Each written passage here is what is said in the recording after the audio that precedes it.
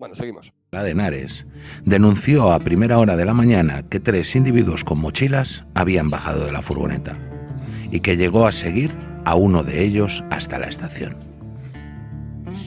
La furgoneta resultó ser robada y tras una primera inspección por parte de 2 guías caninos es trasladada a Canillas y una vez allí se encuentran unos pequeños restos de explosivo, unos detonadores y una cinta en árabe con versículos del Corán.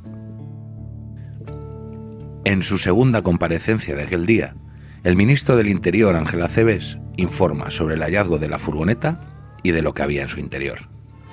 Esta mañana me comprometí a darles todo tipo de información que pudiese ser conocida por la opinión pública. Se ha localizado una furgoneta en Alcalá de Henares que había sido sustraída en Madrid el pasado día 28 de febrero y en el asiento delantero se han localizado 7 detonadores y también entre otras cintas se ha encontrado una en árabe que contiene versículos del Corán dedicados a la enseñanza. Esto ha hecho que acabe de dar instrucciones a las fuerzas y cuerpos de seguridad para que no descarten ninguna línea de investigación. Insisto, la prioritaria, la que la policía y la Guardia Civil considera, igual que esta mañana, esencial, es la de la banda terrorista ETA, pero acabo de dar instrucciones para que no se descarte ninguna y, por tanto, se abran todo tipo de vías de investigación para llevar a la detención de los responsables del atentado de esta mañana. En estos momentos... A las 9:30 de la noche, la agencia Reuters informa de la llegada de un correo al diario londinense Al-Quds Al-Arabi, reivindicando el atentado por parte de la organización Abu Hafs al-Masri, al que se le da muy poca credibilidad, ya que en anteriores ocasiones habían reivindicado atentados que no eran suyos, llegando a atribuirse hasta los apagones de Nueva York. Y sin solución de continuidad... Fuentes de la lucha antiterrorista han apuntado a esta cadena de emisoras la posibilidad de que al menos un terrorista suicida se haya inmolado en uno de los trenes. Sin embargo, este dato servido por la cadena SER, que repetimos, recibe información de fuentes de la lucha antiterrorista, de 3 fuentes diferentes. Por cierto, sin embargo, como decimos, tanto el Ministerio del Interior como el portavoz del Gobierno han negado esta información, al menos por el momento. Las fuentes consultadas por la SER confirman que una persona llevaba 3 capas de ropa interior y estaba muy afeitada, una práctica habitual, muy habitual entre los comandos suicidas islámicos antes de inmolarse. Durante toda la madrugada, la SER fue un bucle. 1:08, 12:08 en Canarias. Retornamos el equipo de informativos de la cadena SER para comentarles que rumores habían apuntado a la posible difusión de un comunicado por parte de la banda terrorista ETA. No me pregunten ustedes de dónde surgían los rumores. Los mismos, también de origen indeterminado, apuntan ahora que de momento no se va a producir tal comunicado, que será novedad que les aportaríamos hasta ahora. De manera que lo que vamos a hacer es girar la vista y recopilar algunos de los datos recogidos durante la jornada. En medios de la lucha antiterrorista hemos obtenido detalles que, si bien han sido contrastados por diversas fuentes, han sido desmentidos luego por el Gobierno. Luego lo escucharemos. ¿Qué detalles podemos aportar con la suficiente cautela como para no aventurar que todo está suficientemente confuso, para que aún nada se pueda descartar ante de ellos? Fuentes de la lucha antiterrorista insisten en que al menos una persona se ha inmolado en uno de los vagones del tren que llegaba a Atocha. Llevaba 3 capas de ropa interior y estaba muy afeitado, algo habitual en los comandos suicidas árabes que por creencias religiosas suelen realizar esta práctica antes de inmolarse. Las mismas fuentes aseguran que a raíz de este hecho se ha decidido avisar a forenses israelíes. Esto ya se sabe que eran bulos. Eso fueron intoxicaciones, o sea que intoxicaciones no solo hubo, por un lado, ya he hablado de todos los pufos del país con los supuestos autores intelectuales que se habían descubierto y cada 2 por 3 aparecía uno y luego se veía que nada, ¿no? Y esto de los terroristas que se habían encontrado, pues es un bulo y seguramente pues lo difundió gente del entorno del PSOE que les interesaba, porque esa dinámica seguramente también existió, ¿no? Les interesaba pues que que fuera un atentado de Al Qaeda, precisamente para decir, veis, es vuestra culpa por haberos metido en la guerra de Irak y poder ganar las elecciones. Esto, dentro de la planificación general, quizá no sería de extrañar que gente suelta, pero obedeciendo a intereses electorales del caso, hiciera este tipo de intoxicaciones. Si el PP desde el principio no hubiera entrado a trapo de identificar a un autor, de hecho no vamos a pronunciarnos sobre la autoría hasta que tengamos más datos, hubiera mantenido esa actitud hasta después de las elecciones para evitar precisamente que rumores, intoxicaciones generaran lo que generaron, y era muy fácil, porque en Gran Bretaña y en Francia lo han hecho así, es decir, que no informan de nada porque se está investigando, y con unas elecciones a los 2 días, pues con mayor razón, no digas nada, se está investigando, y hasta que no lo tengas claro, que seguramente pasarán pues semanas, pues entonces empiezas a hablar de... O sea, si pensamos que eran personas normales actuando, pero claro, esto no era lo que parece, o sea, esto estaba orquestado, al menos desde arriba, en las cúpulas, ya estaba todo escenificado. Luego en los niveles medios quizá había gente actuando por su cuenta y se dieron dinámicas como esta, ¿no? Pero yo pienso que estaba perfectamente orquestado y que Aznar no solo sacrificó a España, sacrificó al PP. Y yo creo que el PP tampoco se lo perdonó. Ahora está intentando, Aznar está intentando aznarizar otra vez el PP y lo quiere hacer a través de Ayuso, que será acercar cada vez más el PP a Vox para que sea como un partido neocon, ¿no? Que es lo que es él. Pero creo que durante mucho tiempo ha habido pues como un rencor a Aznar, incluso dentro del PP, porque sacrificó al PP, lo sacrificó. Él ya no se presentaba y lo sacrificó. Yo pienso que algo hay de eso, porque los niveles medios y bajos del PP pues no estaban enterados de toda esta manipulación que ha hecho este personaje nefasto al que se dedican a encumbrar estos propagandistas que antes he mencionado en los libros del 11M, ¿no? Seguimos. A través de la Embajada Española en Israel.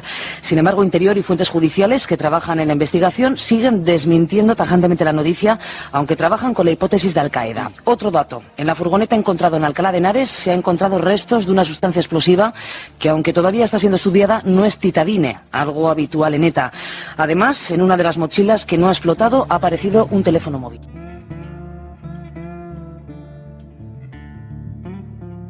El día 11 acabó con las autopsias de los 192 asesinados. El 12 comenzó con la bolsa de Vallecas.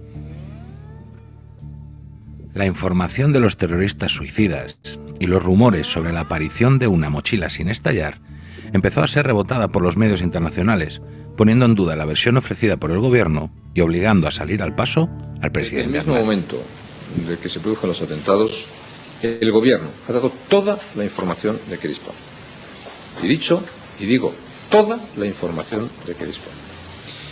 Y el ministro del Interior compareció ayer en varias ocasiones para dar cuenta de ello. El gobierno informó y valoró de inmediato los muchos indicios que, como hipótesis lógica, apuntan o pueden apuntar a la autoría de la banda terrorista bien conocida en nuestro país. No hay en ningún caso, ningún aspecto que se refiera a los atentados cometidos ayer en Madrid que pueda conocer el gobierno que no ha sido puesto en conocimiento de la opinión pública. Incluso, quiero decirle que yo lo he hecho personalmente. Por tanto, me sorprende que nadie pueda decir, y quien lo ha dicho debería excusarse, que se está ocultando información. Porque al secretario general del Partido Socialista y al parecer jefe de la persona que ha dicho eso, las sospechas, yo le informé personalmente ayer en 2 ocasiones de las cuestiones que había. Personalmente. Como lo hice con el líder del Partido Popular, señor Rajoy, y como lo hice con todos los directores de medios de comunicación escritos de Madrid y de Barcelona. El Gobierno, antes y ahora, y en tanto dure la responsabilidad que tiene, mantendrá íntegramente el compromiso de transparencia que siempre y sin ninguna excepción ha cumplido con los ciudadanos españoles. Después de la comparecencia del presidente, en los informativos del mediodía, las televisiones nacionales hablaban ya sobre la mochila encontrada en Vallecas sin detonar. Y la SER seguía informando sobre terroristas suicidas. Una mochila encontrada hoy en la zona tenía material explosivo que ETA no suele utilizar en sus atentados. La mochila fue descubierta cuando los terroristas llamaron a ese teléfono para comprobar si había estallado o para tratar de activar la bomba. El macuto estaba en la comisaría de Vallecas y el agente que lo cogió salvó la vida al volver a fallar. Las fuentes consultadas por la SER confirman que una persona llevaba 3 capas de ropa interior y estaba muy afeitada, una práctica muy habitual entre los comandos suicidas islámicos antes de inmolarse. Las mismas fuentes aseguran que en una de las furgonetas localizadas en Alcalá se han encontrado restos de una sustancia explosiva que no es dinamita titadine, la habitualmente empleada por ETA. De hecho, el ministro del Interior, Ángel Acebes, en ningún momento aclaró la marca de la dinamita empleada en los atentados. Tras toda una noche hablando de terroristas suicidas y de la Embajada de Israel ayudando en las labores de identificación, los rumores que ya hablaban de un cierto tipo de explosivo y la bolsa encontrada de madrugada en Vallecas, daba prácticamente igual lo que dijera Acebes en su tercera comparecencia. El relato estaba calando. El gobierno mentía. Durante la noche ha aparecido una bolsa de deportes que contenía un explosivo, en concreto dinamita. La dinamita es goma 2. Esta dinamita estaba reforzada con metralla para multiplicar el efecto y también tenía detonador y un teléfono para actuar como temporizador. ¿Cómo puede ser que después de 30 años de atentados de la organización terrorista ETA no sea la prioridad la investigación a la organización terrorista ETA? Gracias, tengo que ir a la manifestación. Bajo el lema con las víctimas. Parece claro que el PP tenía que perder las elecciones, o sea, se enrocan en una posición, ellos mismos se meten en ese rincón y eso, a ver, los del PP no creo que sean tontos. Esto estaba perfectamente orquestado para victimizarse, tenía que el PP perder las elecciones y lo hicieron tan mal que uno le cuesta creer que se pueda ser tan tonto de estarse enrocando en esa posición cuando ya se ve cuáles van a ser los resultados, ¿no? O sea, que no esto no puede ser estupidez, esto estaba ya planificado así, a mi entender, ¿eh? Al de todos no sé, pero al mío también. A Aznar le importa, a ver, si le importa un rábano España, como lo ha demostrado, porque la guerra de Irak se hace para favorecer las políticas de Israel. O sea, nosotros somos aquí carne de cañón del plan Ginón, ¿eh?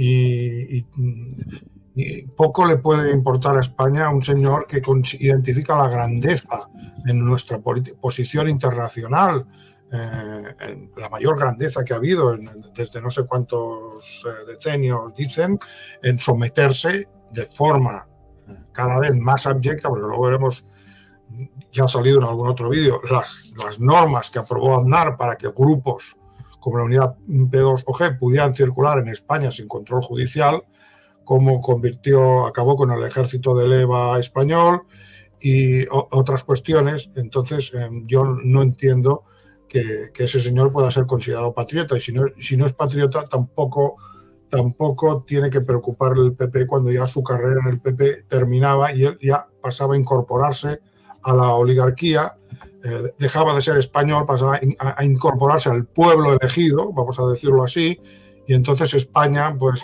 el pueblo elegido le exigía un sacrificio, como Abraham le exigió a Yahvé el sacrificio de Isaac para ponerle a prueba, pero con la diferencia de que en este caso no le dijo, bueno, ya sé que me ibas a obedecer, no, quiero que me obedezcas, y lo hace. Y entonces este es el señor Aznar, que para mí es el personaje quizá más abyecto de la historia de la España contemporánea. Con la Constitución y por la derrota del terrorismo, han sido convocadas manifestaciones en todas las ciudades españolas a las 7 de la tarde.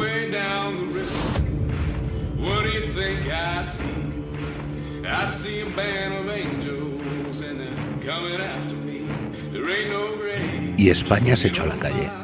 Deseosa de saber qué estaba pasando, salió a repudiar la violencia y salió a pedir la verdad. Detrás de esa pancarta tocaba unidad. Por teléfono y tras los focos, las llamadas de Aznar y Zapatero a los directores de televisiones y periódicos se habían sucedido durante todo el día. Las versiones ya estaban enfrentadas. El PSOE trataba de afianzar la idea de que el gobierno mentía al no descartar a ETA en las investigaciones y así culpabilizarle de los atentados por su apoyo a Estados Unidos en la guerra de Irak. El Partido Popular trataba de capear el temporal y ganar tiempo en un desesperado e inútil intento de mantener viva la vía de ETA. Manifestación también en Bilbao y en San Sebastián con asistencia de todos los partidos democráticos. Vemos al Lehendakari Ibarretxe, había también representantes de Euskal Kartasuna, del Partido Popular, del Partido Socialista de Euskadi, todos detrás del mismo lema. Durante las manifestaciones, el periódico Gara y la televisión autonómica vasca publican un comunicado de ETA mediante llamada anónima a la que ambos medios le dan credibilidad, insistiendo en que la banda terrorista no tiene nada que ver en los atentados del día anterior. A esas horas, más de 10 millones de españoles se habían echado a las calles de sus ciudades para expresar su indignación. Desde las muestras de condena por el atentado de Miguel Ángel Blanco en 1997, no se veía tanta gente en las calles españolas. En Madrid, y tras el lema elegido por Aznar, con las víctimas, con la Constitución y por la derrota del terrorismo, marchan todas las autoridades del Estado, encabezadas por el príncipe Felipe. Tras él, más de 2 millones de personas, que además de expresar su repulsa por la masacre cometida, comienzan a exigir respuestas al gobierno.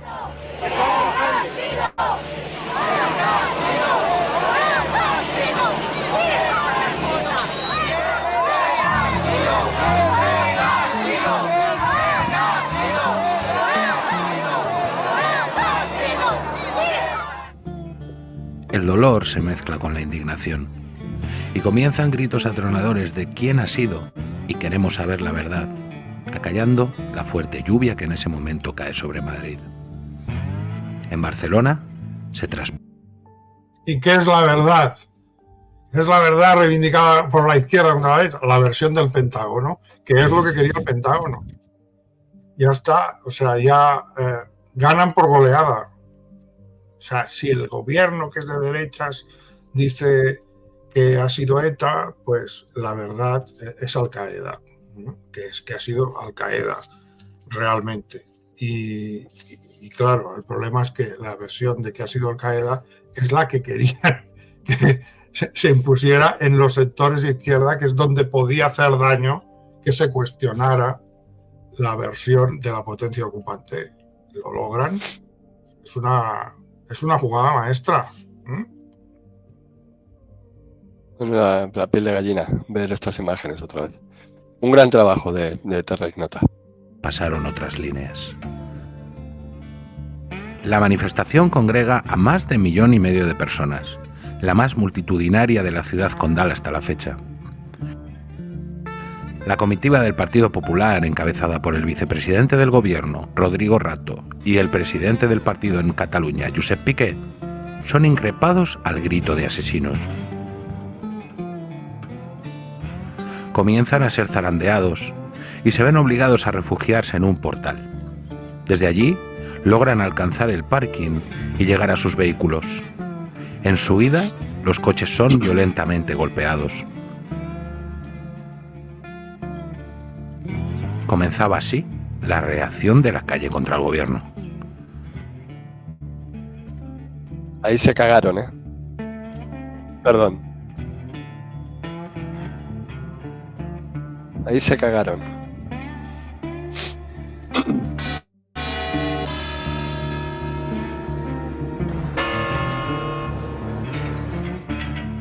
En plena batalla por confirmar la autoría de los atentados en base al explosivo utilizado, el día de reflexión comenzó con el funeral de Estado por las víctimas mortales y las miles de muestras de dolor por toda España. El Partido Socialista, que hasta ese momento había expresado sus dudas a través de los directores de los medios, ya no se esconde. José Blanco, secretario de organización del Partido Socialista, acusa abiertamente al gobierno de estar ocultando información.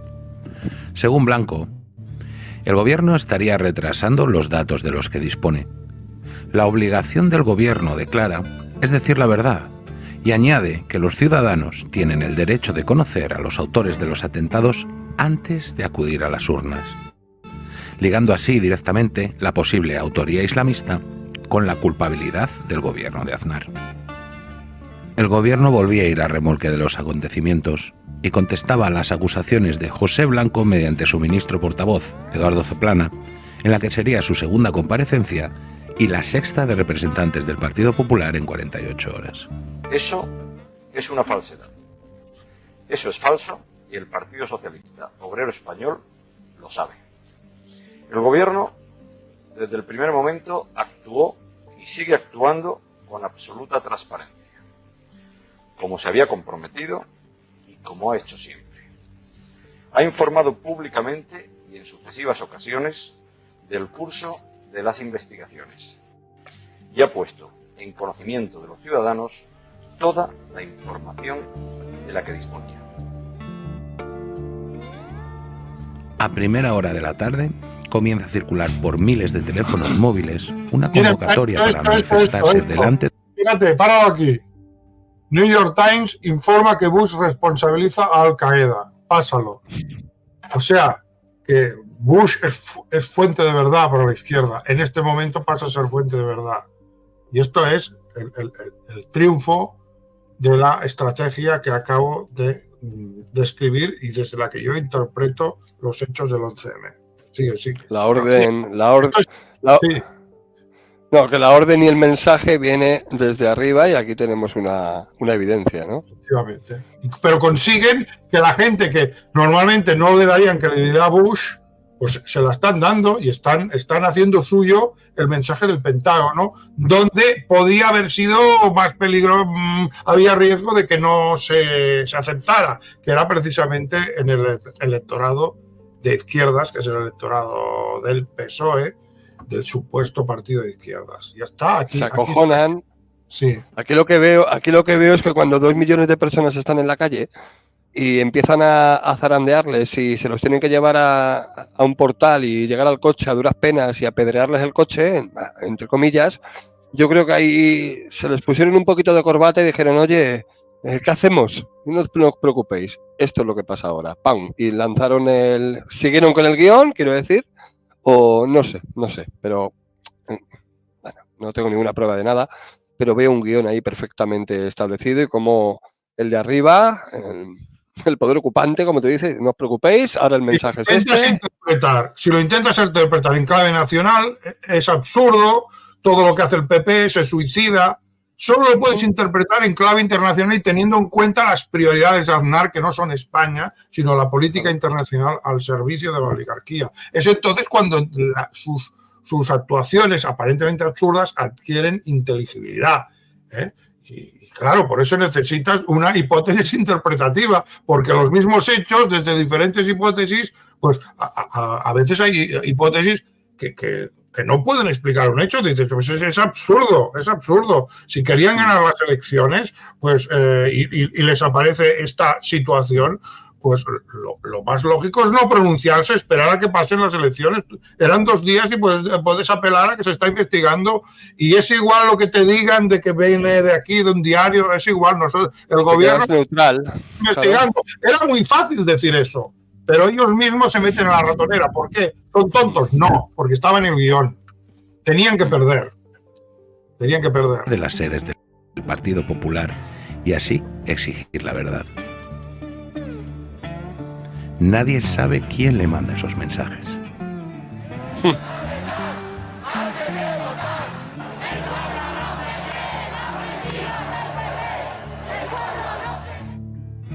Tras los mensajes, miles de personas comienzan a agolparse en las inmediaciones de la sede del Partido Popular de Madrid. Culpan al gobierno de los 200 muertos y de no estar diciendo la verdad.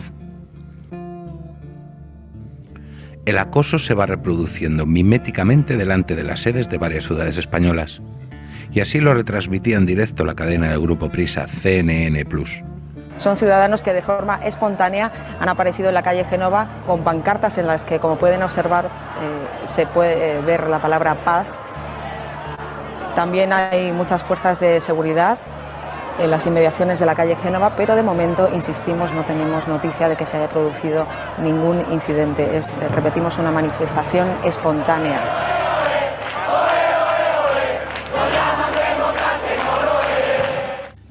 La SER también se encargaría de amplificar aquellos SMS. ¿Cómo no? ¿Cómo no? La noticia está en la calle. Siguen las manifestaciones contra el gobierno en Madrid, frente a la sede del Partido Popular. Javier Torres. Varios miles de gargantas corean lemas como nosotros dijimos no a la guerra. Mañana se va a notar a la hora de votar dimisión como la que suena ahora. Mentirosos, que no somos idiotas. Esto en Madrid. En Barcelona la marcha atraviesa la vía Layetana, dirección a la delegación del gobierno.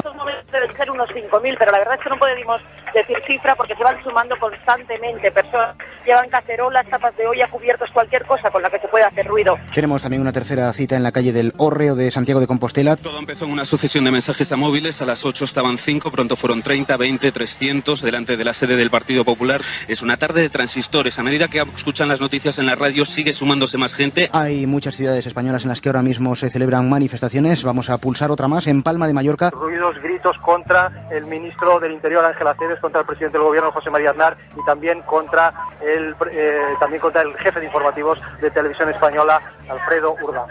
Y en Barcelona unos 500 manifestantes se concentraban a lo largo de la tarde ante la sede también del Partido Popular de Cataluña. Pedían Marcos, un momento, un comentario. Solo les falta llevar una pancarta diciendo viva Bush, ¿no? Porque Bush dice la verdad. Sí. O sea, los mismos que se inventaron los bulos de las armas de destrucción masiva y que eran conocidos esos bulos, ahora pasan a ser fuente de verdad. Nadie va a dudar de que la versión del Pentágono es cierta.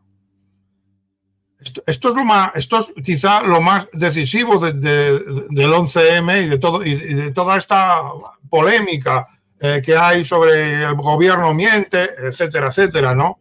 Va a dar credibilidad a unos mentirosos, porque el Pentágono ha mentido una mentira tras otra, que el 11S fue un atentado de Saddam Hussein, que tenía armas de destrucción masiva, una mentira tras otra, pero ahora de repente Bush, solo les faltan, como digo, las pancartas diciendo Bush dice la verdad y nosotros asumimos la versión del Pentágono y hacemos la revolución así contra la derecha. Esto fue el triunfo de Aznar. Este es el triunfo de Aznar, porque su función era conseguir esto. Él consiguió su objetivo, que es que las masas se manifestaran en favor de la versión de Bush. Y fíjate con qué facilidad, ¿eh?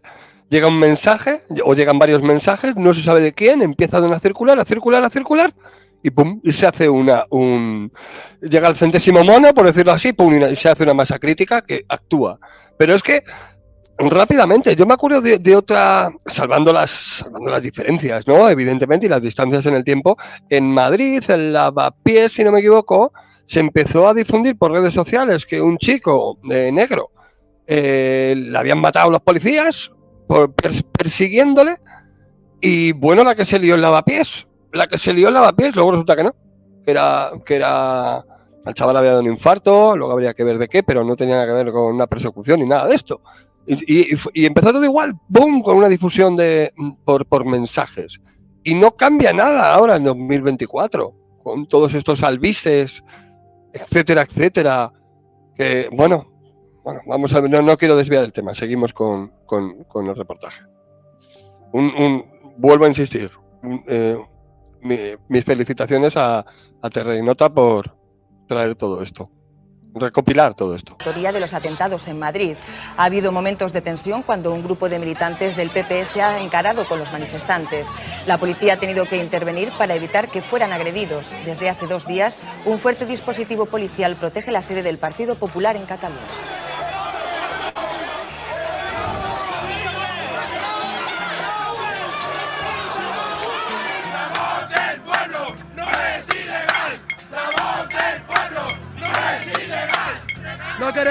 No queremos al gobierno del PP.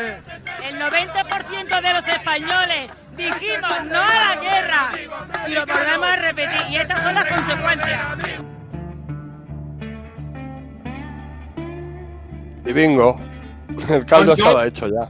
Sí, yo lo dejaría aquí porque ya es tarde y si queremos llegar a donde queremos llegar, me parece que el documental ilustra varias cosas que hemos comentado y me parece que es suficiente, ¿no? Para que la gente entienda lo que queremos decir con esta interpretación que rompe por primera vez el esquema de que ha sido el PSOE, que ha sido ETA, todo este esquema, versión oficial, versión...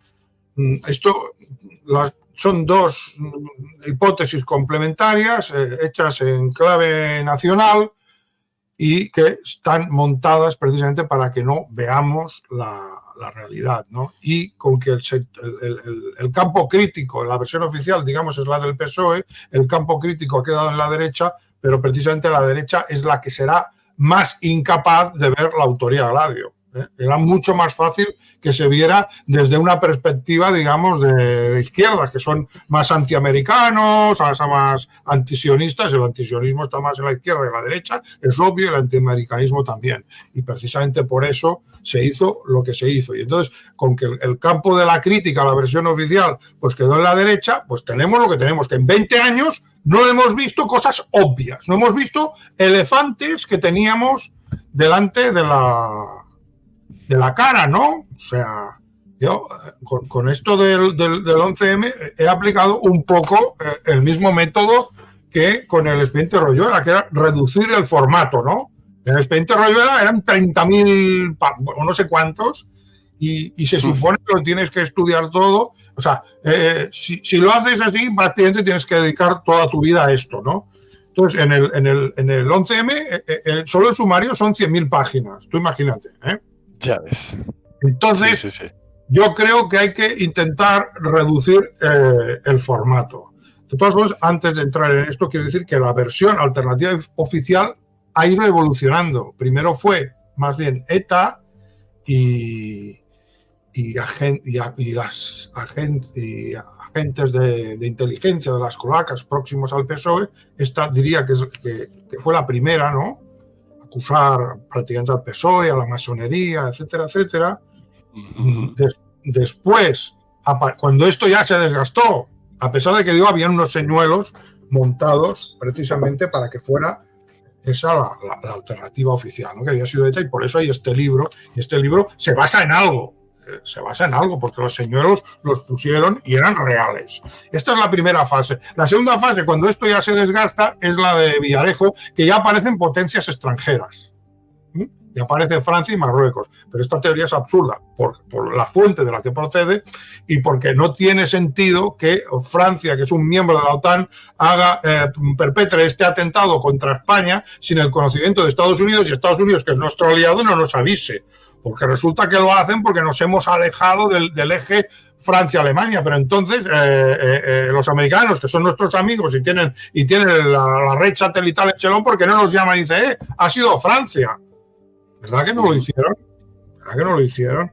Es que esta tesis no se sostiene. Pero bueno, ya empiezan a aparecer potencias extranjeras, por decirlo así. Ya no es solo ETA ni la masonería satánica y todo esto. Y luego la tercera etapa, que es la que acaba de empezar con este libro, en que ya se acepta que es Gladio. Pero se mantiene el sesgo, porque todo esto en la versión alternativa oficial tenía un requisito, que Aznar no me lo toquéis, que es el que lo ha montado todo. Efectivamente. Y entonces, cuando se llega a esta tercera fase, que es este libro, en este libro, si lo leéis, está repleto, bueno, el prólogo es de César Vidal, que es un trumpero, pero, total, un sionista, un del libro, sí. Del libro, y se deshace en loas a Aznar, ¿no? Y el resto del libro también. O sea, aquí se presenta a Aznar como que ha sido traicionado. Hay un momento que Aznar, pues si se siente traicionado, ¿por qué no ha salido Aznar a decir que Estados Unidos me ha traicionado? Porque Aznar ha seguido subiendo como la espuma y ha seguido ha continuado su carrera colaborando con los que ha colaborado siempre, aunque ya a título personal, ya no como presidente del gobierno. Si ha sido traicionado, tendría que romper todo vínculo con los que le manipularon. ¿Verdad que eso no ha sucedido? ¿Verdad que Aznar... Este libro sostiene que Aznar se sintió traicionado por Estados Unidos. Es mantener el bulo, mantener esta versión alternativa oficial en lo que es ya lo único que les queda, que es el núcleo, que era proteger a Aznar, que es el verdadero responsable político español, o sea, dentro de lo que es España, los políticos españoles, es el máximo responsable del 11M. Entonces yo digo, bueno, con que esto es tan extenso, busquemos reducir el formato para encontrar, aunque ya hay indicios, pruebas no, pero indicios abrumadores de lo que es la autoría OTAN, pero vamos a algo que sea incontestable, ¿eh? Y entonces es cuando yo pienso que se tiene que reducir al tema de la desaparición de los trenes, porque esto es formidable. Esto, los que defienden la versión oficial, son incapaces de explicarlo. Y con que son incapaces de explicarlo, normalmente ni lo mencionan. Claro. No está en el sumario hasta que no hubo alguien que dijo, ¿qué pasa con los trenes? Ni siquiera estaba. ¿Vale? La ley manda que cuando hay se comete un delito, la escena del crimen hay que preservarla, porque ahí está la fuente de todas de la investigación y de las pruebas. Y aquí, el día 12, ya se están llevando los trenes y empiezan a desguazarlos. Según la ley, tiene que ser el juez el que autorice eso. Y evidentemente el juez no lo autorizó. No hay ninguna autorización del juez. Y entonces la pregunta es, ¿quién tenía el suficiente poder para destruir la escena del crimen? El juez tampoco cumplió con su deber, porque su deber era preservar. Y si se enteró de que se los estaban llevando, tenía que haber dicho, ¿qué estáis haciendo? Me estáis tocando la escena del crimen, cuidado, no. Y detener esos traslados y desguaces. No hizo nada. ¿Y por qué no hizo nada? Porque sabía o intuía quién lo estaba haciendo. Y tenía que ser alguien muy poderoso. No un funcionario ahí que llamó por teléfono. A ver, ¿quién hubiera creído a un funcionario que era infiltrado del PSOE?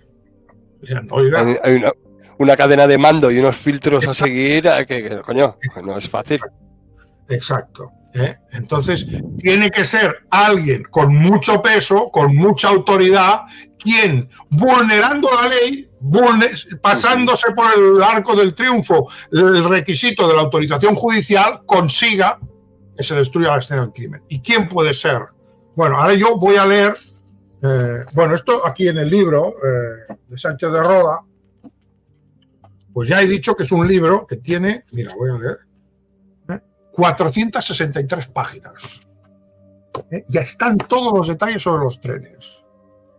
Pero tú no vas a encontrar ni un solo capítulo que te hable sobre la estructura de Renfe, sobre lo más importante, porque aquí que los trenes fueron desguazados, bueno, esto puede ser interesante, que los trenes fueron desplazados de la escena del crimen y luego desguazados, pues todo esto es interesante, pero lo más relevante, y aquí empieza el tema que no entiende Sánchez de Roda, lo más, suponiendo que Sánchez de Roda fuera intelectualmente honesto en este tema, que lo dudo, lo más importante es quién dio la orden, y para dar la orden tienes que dedicar al menos un capítulo a ver cuál es la estructura organizativa de Renfe, qué es Renfe, cómo funciona la cadena de mando, quiénes son, para averiguar quién pudo dar la orden. Sobre esto hay 4 líneas, no hay ningún estudio sobre la estructura organizativa y jerárquica de Renfe, eso no existe, solo hay unas referencias que han aparecido a raíz de las querellas de los procesos de Coro Cilián, donde pues, hubo un par de personas que tuvieron que ir a declarar. Pero ese estudio de Renfe no está en este libro. ¿Y por qué no está? Porque no tiene que aparecer, cuando es lo más importante. Y ahí tenemos el defecto fundamental de esta versión alternativa oficial, que está encarada no a buscar la verdad, sino a proteger a Aznar. así de claro, y acusar... Salvar al soldado Aznar, decían por aquí. Pero salvar al máximo responsable político, que el atentado no lo montó él, pero era cooperador necesario, o cómplice, o como se le quiera llamar. Porque él fue el encargado de destruir la escena del crimen. Y solo lo podía hacer él. Porque Renfe es una empresa pública, o era una empresa pública, luego han habido cambios, pero en aquel momento era una empresa pública, sigue siendo una empresa pública, pero han habido ciertos cambios, pero no vamos a entrar en eso. Entonces yo ahora leo... Depende del gobierno. Depende exactamente del Ministerio de Fomento. Y en el libro este que os he dicho, que reconoce la autoría Gladio, en la página 69, creo, si no recuerdo mal, si es la página 69, donde se habla de Francisco Álvarez Cascos, de que se pasearon por allí, de que había que retirar los trenes. El Ministerio de Fomento era el que... O sea, Renfe tenía una dependencia jerárquica del Ministerio de Fomento y el ministro de Fomento era Francisco Álvarez Cascos.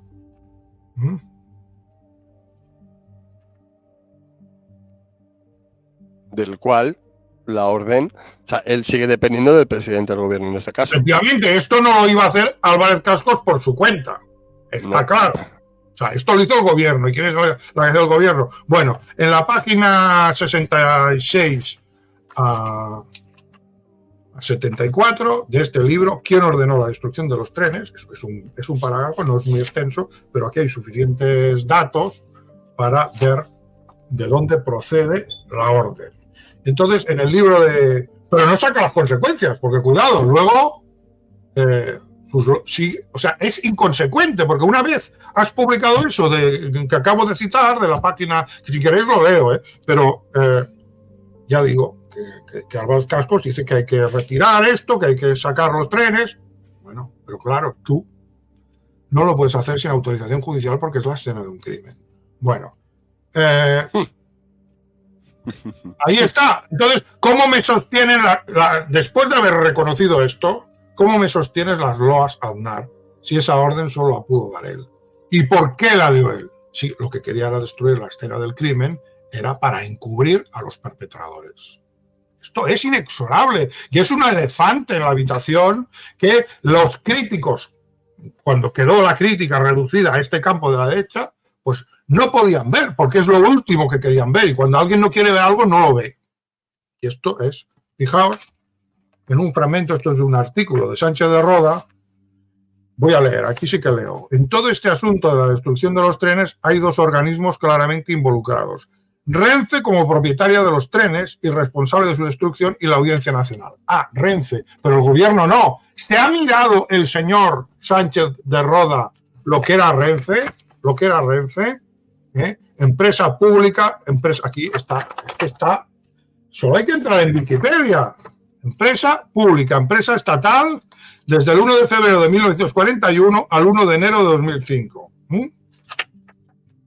Y el presidente era, en aquel momento, Miguel Corsini Freese, nombrado por Aznar. Era presidente y dependiendo del ministro de Fomento. Este señor pertenece a la aristocracia, a la nobleza. No le veo muy masón. Y otro personaje que aparece, que dice que recibió la orden, que luego él fue el que transmitió a la empresa que tenía que hacer el desguace, llamó y le dijo que le habían llamado y que ya había la autorización judicial, lo cual era falso.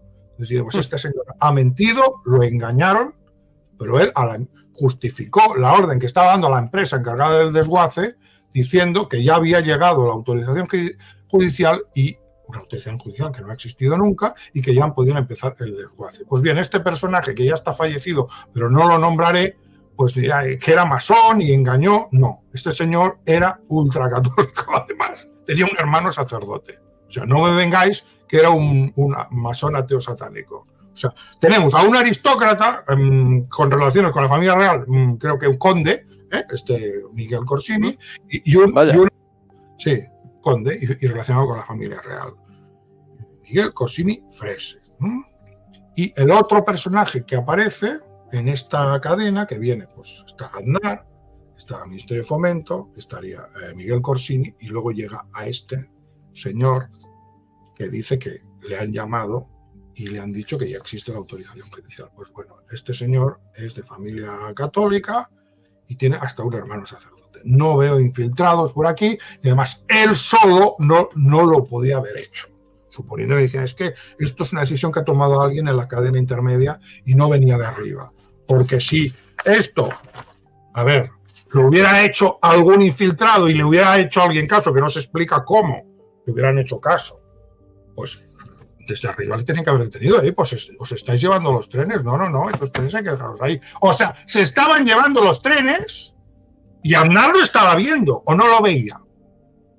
Y él era la máxima autoridad. Vamos a suponer que él no lo sabía, sí.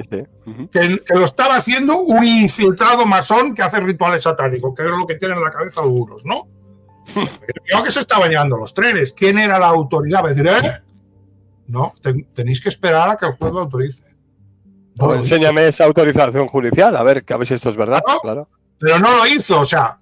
Entonces, ¿por qué? Porque no provino la orden, provino de él.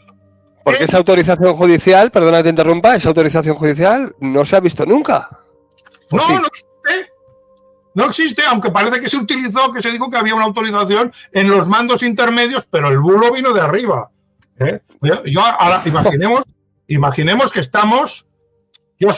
A ver, esto es una escala funcionarial con unas relaciones jerárquicas de dependencia, que es una empresa pública, ostras, que está muy claro. Yo ahora estoy trabajando de funcionario, y me viene un jefe de unidad, o sea, hay funcionario genérico, jefe de unidad, jefe de centro, jefe de servicios, y luego están los subdirectores y el director. Me viene el jefe de unidad y me dice, hay que sacar a este preso porque está en libertad, pero el papel aún no ha llegado. Yo digo, yo no lo saco si no tengo el mandato de libertad, ¿no? ¿Que me viene el jefe de servicios? No, tampoco lo saco. Ahora, si me viene el director, entonces me lo empezaré a creer. Aunque estaría cometiendo una ilegalidad. Entonces, para que los de la cadena de mando inferiores obedecieran sucesivamente, con la excusa de que ya había el mandato judicial, la cosa tenía que empezar muy arriba y ser, claro, es como si me viene el director, hay que sacarlo, pero el papel no ha llegado porque el fax no funciona. Bueno, entonces tiene que ser de muy arriba, entonces tiene autoridad y peso para que un funcionario empiece pues a hacer las llamadas, llamar a la empresa para que lo retiren. En todo caso, ¿Aznar impidió que se retiraran los trenes y se desguazaran? No. ¿No se había enterado de que los estaban retirando y desguazando? Imposible. No. Conclusión. Ahora vamos a un razonamiento, porque a partir de premisas ciertas, si razonas correctamente, las conclusiones son ciertas y tienen valor probatorio. Si Aznar no lo impidió, es que la orden provenía de él, solo podía provenir de él, del gobierno, y él era el jefe del gobierno. Si él estaba destruyendo la escena del crimen, era para encubrir a los perpetradores. Así de claro. Estaba destruyendo la escena del crimen. Estaba cometiendo un delito de obstrucción a la justicia para encubrir a los perpetradores. Y entonces, ¿quiénes tenían que ser los perpetradores para que Aznar hiciera eso? ¿Los chinos? ¿Que trabajaban al servicio de los chinos? ¿De quién? Solo hay una potencia al servicio de la cual trabajaba Aznar. Son los Estados Unidos. Fin. Esto es el equivalente a la pericial caligráfica en el expediente Roivela. De la pericial caligráfica se desmontaba todo. Pues a partir de tú sigues la cadena de mando hasta arriba de quién ordenó la destrucción de los trenes y ya tienes la prueba Gladio, la prueba de la hipótesis Gladio irrefutable. Fin. En mi opinión, fin, exacto. Y mensaje, no sé cómo se llama la persona que te ha contestado en Twitter, en ese caso en Twitter, que decía que, pues, bueno, prácticamente exigiendo que se presente una prueba de que, ¿pero qué quieres? ¿Una carta escrita por Aznar que ponga yo, José María Aznar, ordeno que se destruyan los trenes? No lo vas a encontrar nunca. La orden fue verbal y en la escala funcionarial las órdenes verbales, a mí me viene un jefe de servicios y me da la orden, hay que ves con este otro funcionario reducir el interno y no le voy a decir que me la dé por escrito. En la administración las órdenes verbales funcionan y el funcionario solo puede pedir que se le dé por escrito cuando observa que puede ser ilegal. Digo, lo que me pides creo que es ilegal, por esto y por esto, quiero la orden por escrito. Porque hay una escala. Entonces, aquí se dio una orden verbal y estaban muy interesados en que fuera verbal y no va a haber ningún escrito, ninguna orden firmada por Aznar. Eso es imposible. Pero de los hechos se desprende que la orden la dio Aznar y la dio para destruir la escena del crimen, para encubrir a los auténticos perpetradores, que sí, siendo así, que solo podía ser Estados Unidos. Esto me dicen por aquí un mensaje, dice, haciendo alusión a lo del expediente Royola, ¿no? Que hemos pasado del origen, que era, tenemos, bueno, me sorprende mucho como el padre todavía sigue diciendo en los vídeos que tienen 3 periciales y el otro está mandando a exdelincuentes, dicho por él, enviando a Mena a ver si haciéndole un seguimiento, a ver si consiguen una firma de él, como si eso fuese a valer como indubitada. Y ahora organizando una excursión a visitar a una jueza, digo, madre mía. Bueno, pues en mi opinión, yo creo que un asesino no va a dejar sus crímenes por escrito, y menos 1300 veces. Pero bueno, no sé. Lo voy a dejar ahí porque no quiero tampoco ahondar más. Es con respecto a lo que estabas comentando, es que chimpún, o sea, yo estoy los argumentos. No, sí, yo sí. Igual me equivoco. A ver, ¿en qué parte del razonamiento yo me estoy equivocando? No, yo no. Me puedo equivocar, ¿eh? Yo estoy abierto a críticas. Yo pienso que ha quedado demostrada la autoría OTAN. Totalmente pues, por el papel de Aznar en la destrucción de la escena del crimen, que es un delito de obstrucción a la justicia y en este caso de alta traición por el que debería ser juzgado. Pues como diría aquel, pasar a limpio, poner fecha y enviar, como dicen por aquí por el chat. Correcto, es que no hay más. Esto es la auténtica disidencia. Lo que estamos haciendo aquí es la auténtica disidencia, no las mamarrachadas de Santi. Esto es la auténtica disidencia. Decir esto, aportar las evidencias. Las evidencias son abrumadoras. Es el estatus de Renfe, su estructura como empresa pública. Es que no tiene vuelta de hoja. No tiene vuelta de hoja. Wow.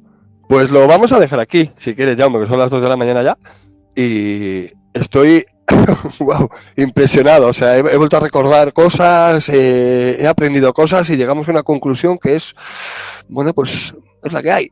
Entonces, a toda aquella gente que no te insulta, pero bueno, digamos que te provoca un poquito por Twitter, pues invitados quedan a reflexionar. Y si tienen algo que añadir que pueda contradecirnos o contradecir a Jaume, pues ahí está Twitter también para seguir la conversación o ponerse en contacto con nosotros. Pero hay una prueba adicional que es el tratamiento que recibe María del Coro Cilián, la jueza esta, cuando empieza. Bien. Todas estas cosas que sabemos un poco de la cadena de mando y tenemos un par de declaraciones diciendo es que a mí me han llamado y me han dicho que tienen la autorización judicial. Entonces, la empresa encargada pues empieza los desguaces. Todo esto lo sabemos por unas gestiones que hizo esta jueza. ¿Y cuál fue la reacción del Estado? El Estado movilizó a su Gladio de manual, que es Villarejo, para volverla loca. Le montaron un delito de prevaricación y encima, porque dejando de ser jueza aún podía hablar, consiguieron que se la internara en un psiquiátrico. Y dirá, es que la han incapacitado. Pues yo todo lo que he leído es que no está incapacitada. ¿Y qué hace encerrada si no está incapacitada y no puede ver a nadie? Sobre esto hay artículos y hasta ahora nadie ha aclarado qué pasa. Esto es escandaloso, pero es también un indicio abrumador de qué le hubiera ocurrido a Juan del Olmo si hubiera cumplido con su deber y cuando se enteró de que estaban desguazando los trenes se hubiera presentado ahí con policías judiciales. Se acabó. No se vuelve a tocar esto, acordonarlo y vigilarlo. ¿Lo hizo? No. No. Esta señora lo hizo y ¿qué le pasó? Gladio, Villarejo, Gladio, la organización criminal de Villarejo. La misma en la que estaba Enrique García Castaño en la cabeza operativa de la trama de encubrimiento. Me parece que más claro no se puede ser y que alguien me refute esto. Pienso que no haya los misterios del 11M. Pues me parece que han quedado ya bastante esclarecidos los misterios del 11M. Fue un atentado de falsa bandera de la OTAN. Fin. Tengo todos los enlaces que confirman todo esto que tú estás diciendo. Lo que pasa es que estaba tan embelesado escuchando, no es peloteo, de verdad, estaba tan que se me ha olvidado mostrarlo en pantalla, perdóname, pero yo esto lo voy a pasar por bueno, aquí está todo, o sea, publicado en medios oficiales, por decirlo así, y lo dejaremos enlazado en el vídeo para que la gente pueda comprobar punto por punto todo lo que tú has ido diciendo y que aquí está todo, o sea, solamente hay que tirar del hilo y unir las piezas. ¡Pum!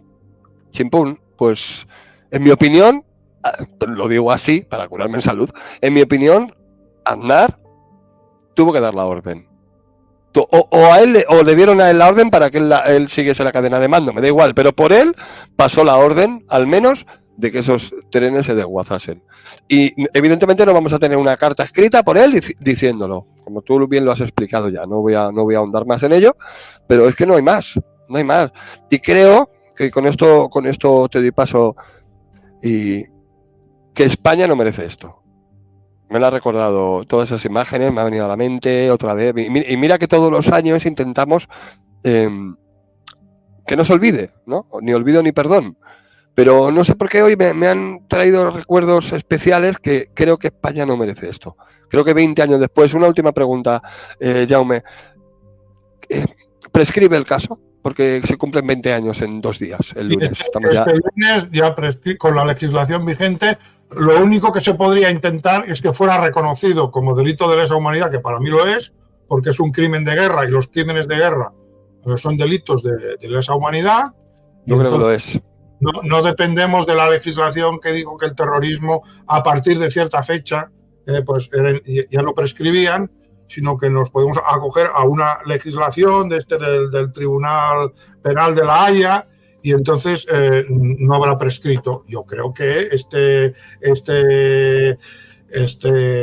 delito tiene la suficiente entidad como para ser considerado un delito de lesa humanidad, porque esas personas estaban indefensas. Eso fue una masacre, una fechoría inmunda. Y acusar a la clase política de estar encubriendo, porque hay una responsabilidad de Aznar, pero todos los demás están en el ajo, que ahora aquí no vamos a pensar, no, es que con Aznar se resuelve todo, no.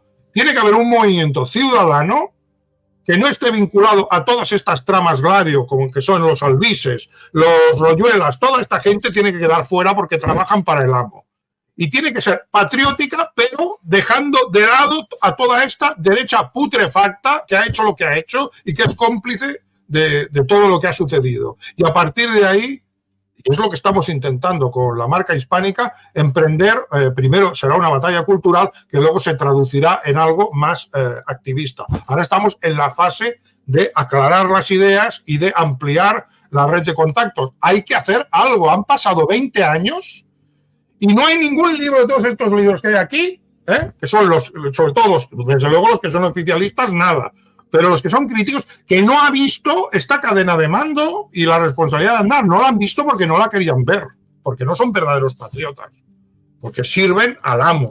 Bueno, igual ellos se consideran verdaderos patriotas siendo apéndices de Estados Unidos. Yo no, y creo que cualquier persona racional, cualquier persona incluso diría decente, pues vería que no, pero es que no esté en ningún libro lo que acabo de decir, al menos de los que yo he leído, me parece sorprendente y pone la medida del grado de adoctrinamiento y de sumisión al poder ocupante que hemos llegado, que es una sumisión mental ya.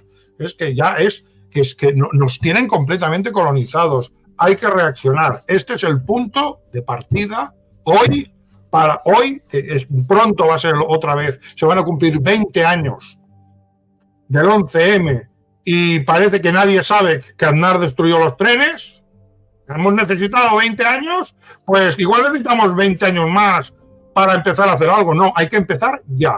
O sea que yo os hago un llamamiento para uniros a la plataforma Marca Hispánica y empezar a generar ese movimiento social que tiene que conducirnos a la recuperación de la soberanía española y todo lo que hemos explicado en otros vídeos. Me pasa, gracias a Infórmate, me pasa un enlace. Al parecer los delitos de terrorismo no prescriben en el derecho sí, a partir de la fecha en que se aprobó esa ley, los delitos perpetrados antes de esa fecha no están incluidos. Ese es el problema. Vale. Esa ley es posterior. O sea, a partir de esa ley, todos los delitos de terrorismo no prescriben, pero los anteriores no es retroactivo, ¿no? Claro. No. Entiendo. Ese es el problema. Por eso se dice que este lunes prescribe. Si se consigue que sea declarado delito de lesa humanidad, ya es imprescriptible. Eso es lo que hay que conseguir, porque tenemos base más que suficiente para anular este juicio e iniciar una nueva investigación de verdad, con jueces y fiscales de verdad que no sean cómplices de los perpetradores, que lo eran por activa o por pasiva. Exacto. Como diría Patrick, solo caben dos opciones. A, lo sabías y eres cómplice, por lo tanto, no te voy a decir lo que mereces. O B, no lo sabías, entonces eres un inútil y tampoco te voy a decir lo que mereces. No cabe más en este caso. Hay que actuar. Hay que actuar, correcto. Pues nada, Jaume, lo dejamos aquí. Nada, mil gracias. Estamos en contacto. Yo sigo trabajando en la página y cualquier cosa que necesites, pues ya sabes, por aquí Muchas gracias, Marcos. Saludos a todos y también agradeceros la paciencia y que nos hayáis escuchado.